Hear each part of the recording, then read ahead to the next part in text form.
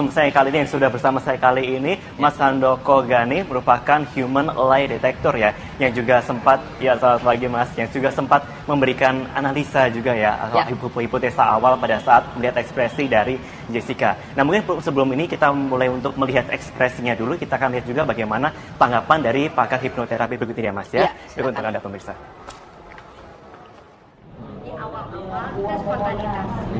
Tatapannya itu tidak firm, ada goyang-goyang emosionnya itu menunjukkan adanya kegelisahan. Kenapa orang bergelisah itu saja?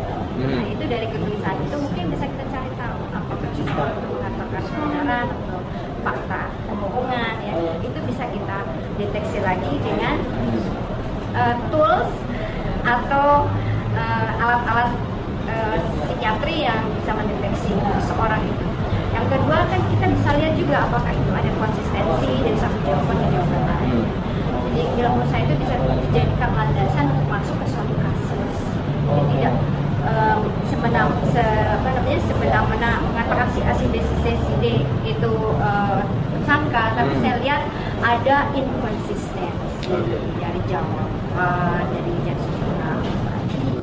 Oke, itu tadi tanggapan dari Dewi Faini, pakar hipnoterapi. Mas Handoko tadi sudah sempat dengar juga Mas ya. Tanggapannya bagaimana Mas sebagai seorang human lie detector juga yang bisa menganalisis juga dari ekspresi maupun jawaban yang diberikan Jessica, seperti apa tanggapannya dari Mas? Oke, pertama yang saya ingin jelaskan adalah dalam konteks ilmu human lie detector atau lie detector. Itu ada dua, satu mesin lie detector, satu lagi adalah human lie detector. Ya, saya mempelajari forensic, emotion, credibility, and deception. Saya memang mempelajari khusus tentang kebohongan. Ya. Dan yang ingin saya sampaikan, menurut seluruh, hampir semua, saya katakan hampir semua pakar lie detector di dunia menyatakan bahwa tidak ada tanda-tanda pasti kebohongan. Tidak ada tanda-tanda pasti kebohongan. Dengan kata lain, mata bukan tanda pasti kebohongan. Ataupun alis itu bukan itu sebagai sudah penentu dinyatakan. Ya. Mulai dari Paul Ekman sampai dengan Aldous Fritz selalu mengatakan tidak ada hidung Pinocchio dalam dunia nyata. Ya. Kalau Pinocchio berbohong gampang, lihat hidungnya. Tidak ada dalam konteks dunia nyata menyatakan bahwa ketika manusia berbohong, lihat matanya. Itu udah salah. Mungkin semua pakar itu selalu mengatakan hati-hati mendeteksi kebohongan. Karena tidak ada tanda-tanda pasti kebohongan. Mungkin kita langsung lihat saja Mas ya, ini satu dari analisis juga hipotesa awal dari Mas Handoko yang kemarin juga sempat dipublikasikan juga kemarin, bisa ada di layar mungkin. Nah ini sekali lagi mungkin juga butuh penegasan juga ya Mas ya, ini karena ini masih hipotesa awal, bukan berarti kita bukan untuk mendahului ataupun juga mengganggu dari proses hukum yang sedang berlaku di pihak kepolisian tentunya ya. Nah ini dia, ini Mas, ini salah satu hipotesa yang saya lihat, Mas tadi mengatakan pada saat detik ke-45 ini, sedikit kelihatan, ini di sini ada satu hipotesa Jessica tersenyum, ini pada saat gimana nih Mas analisanya waktu ini? Saya jelaskan, jadi secara ilmu lie detection itu ada dua. Jadi yang pertama adalah ilmu ekspresi verbal, menganalisa verbalnya atau kata-katanya, suaranya, gaya bicaranya. Satu lagi adalah ekspresi nonverbal, yaitu menganalisa wajah dan gestur. Secara tingkatan, berdasarkan riset sejak tahun 70-an oleh Paul Ekman dan Friesen, ekspresi wajah adalah ekspresi yang paling valid dalam melihat emosi manusia.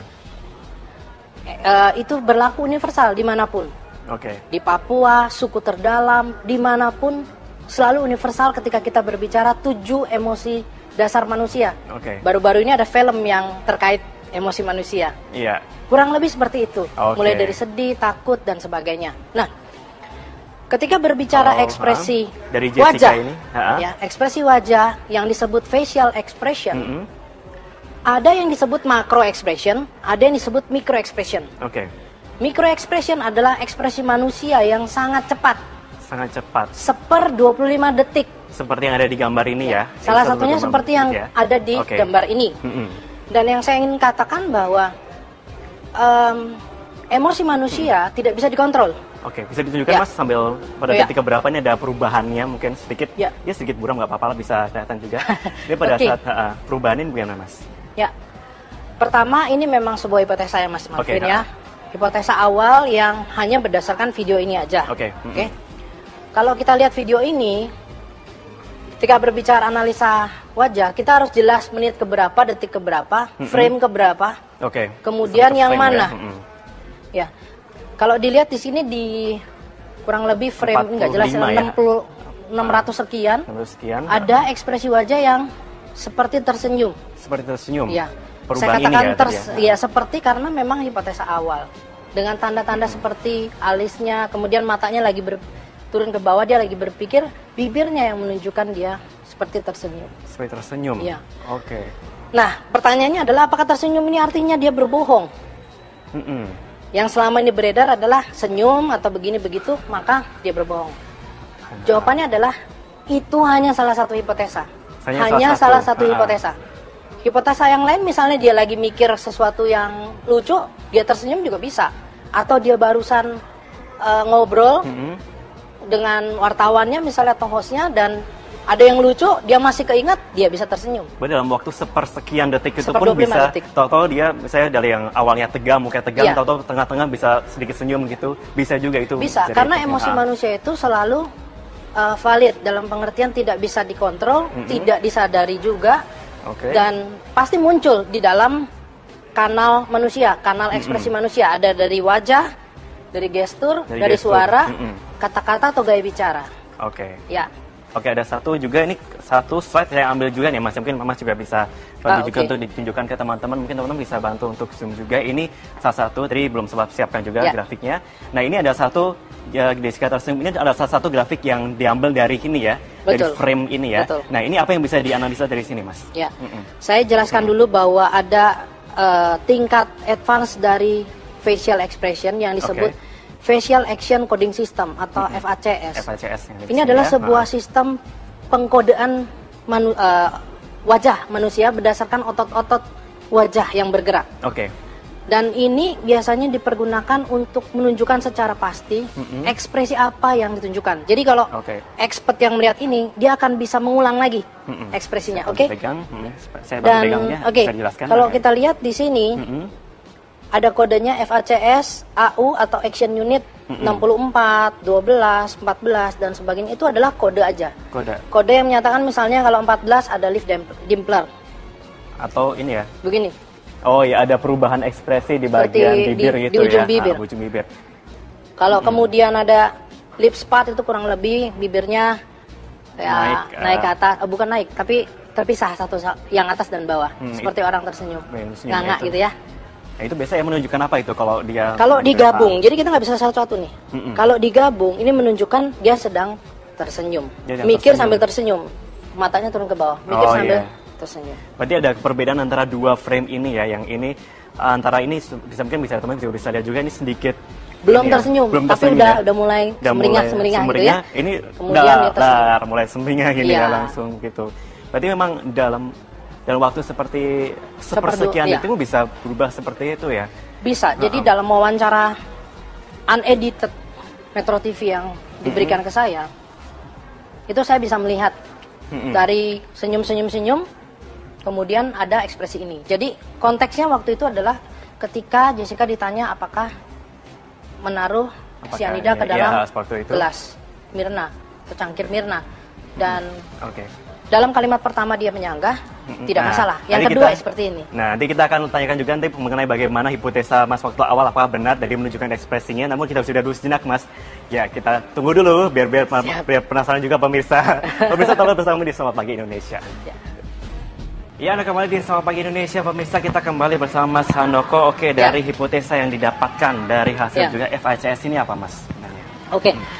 Tadi sebelum kita masuk ke hipotesa awal, harap diingat bahwa kita selalu menganalisa berdasarkan konteks. Konteks kalimat tadi adalah Jessica mengatakan saya, kemudian ada jeda waktu, geleng kepala, baru mengatakan tidak menaruh apa-apa ke gelas Mirna. Nah, antara saya, jeda kata-kata dan geleng-geleng kepala, saya menemukan ekspresi ini. berdasarkan hipotesa saya, ini menunjukkan adanya ketidakselarasan antara kata-kata yang diucapkan dengan ekspresi. Ekspresi. Ya. Apakah saat itu dia lagi kepikiran hal-hal yang lucu misalnya, atau dia barusan dibecandain, atau mungkin entah apa yang membuat dia lucu, atau memang ya tadi kemungkinan dia berbohong. Berbohong. Ya. Gitu ya. Okay. Jadi selalu ada hipotesa seperti itu. Nah, kenapa saya muncul hipotesa seperti itu? Karena saat itu pertanyaannya tuh sangat straight. Apakah menaruh sesuatu? Dan itu kan sangat membahayakan dia. Iya. Ya. Dan kemudian Jessica ini adalah seorang sahabat dekat yang dikangenin, kemudian ketemuan dan sebagainya. Kemudian sahabat dekat yang melihat langsung kronologis kematian sahabatnya. Betul. Dan yang ketiga, dia sedang disudutkan. Yang pertanyaan itu tadi. Ya, disudutkan oleh masyarakat. Seakan-akan dia adalah terduga pelakunya. Untuk reaksi dalam menjawab pertanyaan seserius itu, saya menemukan senyum, saya curiga. Berasa itu juga muncul Ya, hipotesa awal itu. tapi kecurigaan saya harus divalidasi lagi oleh tokoh psikiater, oleh investigator dan sebagainya. Tapi ngomong soal senyum, maaf boleh nimbrung sebentar nggak? Saya penasaran banget. Jadi tadi Anda mengatakan bahwa ada senyum di tengah-tengah pertanyaan yang membabi buta, begitu yang menyudutkan. Nah, contoh pribadi saya begitu, kalau saya merasa disudutkan, saya akan berusaha setenang mungkin dan akhirnya malah mengeluarkan senyum. Mungkin bukan senyum tapi lebih ke smart gitu ya. Bahasa Inggrisnya seperti menyeringai kecil, menyeringai kecil untuk kayak tenang gitu kan, bahwa saya tidak seperti itu gimana kok? Nah itu dia, lain senyum smirk dengan senyum yang ini. Jadi senyum tuh ada 18 senyum sebetulnya.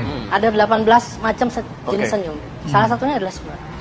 Ya, Mas Handoko, ini kan kalau kita lihat ada konsistensi ya dari awal rekonstruksi, kemudian diwawancarai beberapa media, sampai dengan pada saat penangkapan pun, sampai dengan pada saat pemeriksaan itu konsisten tetap tersenyum, tapi ada yang menyebut bahwa ini sebenarnya Jessica ini memiliki smiley face. Bagaimana menjawab itu? Untuk menjawab itu sebetulnya yang namanya karakter atau typical smile yang seperti itu, sebagai orang yang memahami cara analisanya, saya tetap bisa melihatnya. Apakah memang senyum itu senyum bahagia, atau kok tadi poker smile? Senyumnya pura-pura, iya seperti itu. Senyum yang berusaha menjaga ketenangan. Diagnosa Anda senyum Jessica ini senyum apa? Hipotesa awal. Senyum yang ke-19 mungkin? Iya mungkin ke-19. Saya tidak bisa mengatakan seperti itu karena harus melihat konteks per konteks, foto per foto. Jadi nggak bisa kita bilang generalisasi senyumnya selalu senyum dari bahagia. luar aja begitu. Satu lagi mungkin Mas Arif, Anda menyatakan bahwa perlu diverifikasi secara psikologi begitu ya. Verifikasi macam apa? Karena tadi juga psikolog dari UI yang juga saksi ahli juga mengatakan memang data-data hasil tes psikologinya belum beliau verifikasi begitu. Salah satunya adalah tes seperti itu. Tes verifikasi, kemudian oleh investigator juga ditanyakan di bagian tadi. Contoh pertanyaannya misalnya diulang lagi, kemudian diperdalam misalnya di kata-kata tidak menaruh apa-apa. Apa-apanya ini yang harus diperdalam. Apa-apa, apakah betul satu sianida, ataukah bukan sianida, ataukah tidak menaruh apa-apa memang. Betul. Ya, jadi itu harus divalidasi, dan cara memvalidasinya bisa dengan teknik analisa, misalnya analisa verbal, yang tadi saya sempat katakan ada 3 analisa verbal yang saat ini dipakai di dunia. Salah satunya adalah statement validity analysis. Itu sampai sekarang masih dipakai di pengadilan tinggi Eropa Barat, dari mulai Jerman, Swedia, Belanda, New Zealand dan sebagainya. Dan itu bisa dipergunakan untuk menganalisa statement orang, apakah orang itu jujur atau bohong. Sejauh ini validitasnya tinggi atau bagaimana? Secara kalau di Eropa Barat itu sangat dipakai, sangat dipakai. Kalau bicara validitas, memang ada beberapa riset yang melakukan validitas, dan ada yang pro dan ada yang kontra. Nah, itu juga saya ingin luruskan bahwa memang lie detector, human lie detector, machine lie detector tidak ada yang 100%. Yang 100% validitas hanya sang pencipta. Yang poligraf misalnya di Amerika itu dipercaya oleh para penegak hukum sekitar 78-80%. Tetapi oleh para psikolog mereka sangat anti. Ya. Kemudian di Eropa poligraf tidak dipakai. Seperti itu. Ada yang pakai, ada yang enggak, tapi pada umumnya tidak dipakai. Jadi kalau berbicara mesin lie detector, tetap ada plus dan minus. Tidak bisa 100%. Okay. Harus disertai oleh bukti, oleh sejumlah ya seperti yang saat ini dilakukan oleh penegak hukum, ada ahli yang diundang. Ahli psikologi, ahli psikiater, ahli semuanya diundang. Berarti kalau untuk proses hukum di Indonesia ini hanya sebagai tambahan data begitu pelengkap ya? Pelengkap Data. Ya. Karena ternyata tadi juga dikonfirmasi bahwa katanya kan ada asumsi yang mengatakan kalau orang sedang berbohong tidak berani menatap mata begitu, atau matanya sering melihat ke kiri atau ke kanan, tapi ternyata seperti itu tidak bisa. Tidak bisa. Itu sangat bahaya sekali. Berpikir seperti itu. Nanti pengaruhnya kemana-mana. Misalnya seorang HRD, dia melihat pelamar kerja matanya ke kiri ke kanan nggak diterima. Kemudian sampai suami istri juga kayak gitu. Sangat berbahaya. Ekspresi Jessica. Ini ekspresinya Jessica ini ya Mas ya. Iya. Oke, ini berbagai ekspresi yang berbeda-beda juga. Nah, ini banyak sekali mungkin yang mengatakan mungkin kita sampaikan mengenai tadi yang fakta dari kita dapat ini ya. Ini ada juga mengatakan bagaimana hipotesa, bukan hipotesa. fakta. Oke, hipotesa awal. Nah, ini yang mengatakan kalau membaca wajah dengan muka poker atau muka yang sama, namun ekspresi baik itu muka ataupun juga nada itu sama. Berbeda. Ya. Itu bagaimana tuh Mas membacanya? Kalau berbicara di foto ini, ini tidak ada yang disebut poker smile, nggak ada. Di sini semuanya kelihatan, ya di sini sedang menjawab pertanyaan. Ini kan buram saya nggak lihat, tapi ini mungkin senyum. Ini kemungkinan antara dia kecapean atau dia sedih. Oke. Kecapean atau sedih. Antara dua ini diambil sama ya? Hampir sama ya. Ya antara kecapean atau sedih ini. Atau lagi ya capek aja. Santai, netral, seperti ini mukanya. Oke. Nah, kita sampaikan mengenai Jessica sekarang ya mungkin kita. Kalau saya berbicara mengenai human lie detector ini, kan Mas juga bisa dikatakan sebagai salah satu praktisi pertama ya di Indonesia ya. Nah, apakah dengan pengalaman yang sudah didapatkan sekarang ini juga ini bisa menjadi satu bahan juga pertimbangan dari pihak kepolisian juga untuk bisa mengungkap satu kasus sendiri gitu Mas? Iya. Sebetulnya yang disebut human lie detector adalah seorang investigator yang belajar cara membedakan jujur atau bohong dari sebuah cerita atau sebuah pernyataan. Penyataannya saat ini para investigator di Indonesia juga ada yang belajar seperti itu.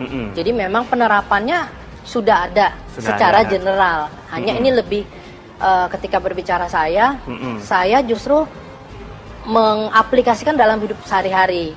Misalnya saya mengadakan seminar dan sebagainya, tapi hidup sehari-hari bukan dalam konteks penegakan hukum. Oke, seperti itu ya. Nah, kalau kita berbicara mengenai tadi kan sempat kita ngobrol awal itu mengatakan kalau misalkan untuk cara-cara teknik untuk membaca seperti itu yang mata ke kiri ke kanan itu berbahaya. Lantas seperti apa sih Mas kalau bisa dikatakan untuk saran kepada masyarakat itu sendiri? Yang harus kita mungkin kita bisa mengingat satu peribahasa yang menyatakan tidak kenal maka tidak sayang. Saya perdalam. Tidak kenal di sini artinya kita harus tahu betul gimana pasangan kita saat berbicara, saat berdiri, posisi tangannya, posisi kakinya, manggut-manggut Mas Marvin, senyum dan sebagainya. Sudah kebaca semua ya. Kemudian pada saat dia marah seperti apa, marah sekali seperti apa. Dan itu kita namakan baseline atau kondisi normal. Normalnya seperti ini. Normalnya seperti ini nih. Ketika dia menyimpang dari kondisi normal, yang misalnya, yang biasanya dia melihat selalu lurus ke depan, kemudian dia ke bawah atau dia ke kanan, penyimpangan, kita curiga ada apa di bagian itu, atau ada apa di kalimat itu. Di sanalah kita akan menggali lebih dalam hingga sampai kesimpulan ini jujur atau bohong, seperti itu. Jadi panjang, nggak bisa langsung mata ke kiri bohong, mata ke kanan, waduh nggak bisa, bahaya.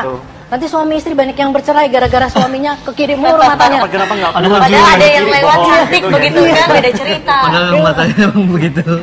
Bahaya, nggak bisa seperti itu. Nggak bisa instan langsung tuh nggak bisa, harus melakukan proses, terutama juga tadi itu kayak video harus per frame bahkan ya. Itu pun yang saya lakukan. Kalau ditanya, Mas, gimana analisa ekspresi wajah? Saya harus jelas. Oke, menit kesekian, detik kesekian, frame kesekian, ini gambarnya, kemudian kodenya seperti ini, baru kira-kira hipotesanya gini. Panjang kan prosesnya. Aku nggak bisa. Saya melihat ekspresi wajah Jessica, dia tersenyum, alisnya gini, bibirnya gini. Oh, oke. Di menit keberapa? Menit keberapa itu dia? Dia lagi ngomongin apa, konteksnya apa? Nggak bisa seperti itu. Harus jelas. Harus berhati-hati juga di sini berarti ya. Iya, jangan judgement ya. Tidak boleh jumping to conclusion. Tidak boleh jumping to conclusion. Oke, baik. Baik, tentunya kita juga berharap juga sih ini juga agar tidak ada spekulasi-spekulasi ataupun juga pernyataan yang mungkin menyatakan, menyudutkan begitu saja dengan instan. Oh, ini mungkin ada bohong itu. Semoga kita serahkan juga pada pihak kepolisian juga untuk menunggu juga hasil, baik itu juga proses hukum yang sedang berlangsung. Terima kasih waktunya. Terima kasih. Mas Handoko dan Mbak Misa. Terima kasih dan tentunya kita juga